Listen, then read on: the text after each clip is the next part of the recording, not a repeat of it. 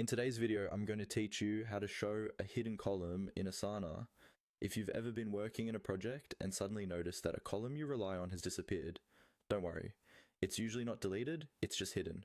In this walkthrough, I'll guide you through how to bring that column back into view so you can keep your workspace organized and complete.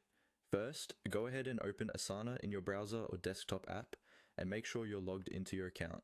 From there, the first thing you need to do is select the project where the hidden column should appear. You can find your projects in the left-hand sidebar. Click on the project name to open it. Make sure you're on the correct project, because the column visibility settings apply to each project individually. If you're using multiple views, such as list view or board view, confirm that you're in the view where you expect that column to show up.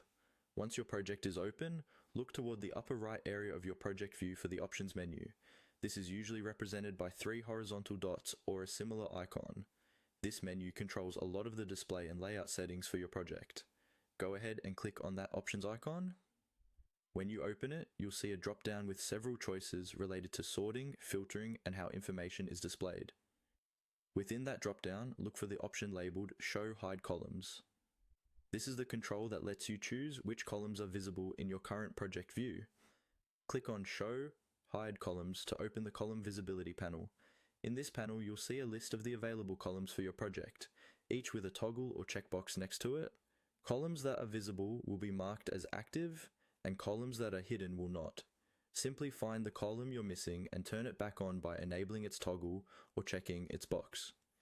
As soon as you do this, the column should appear again in your project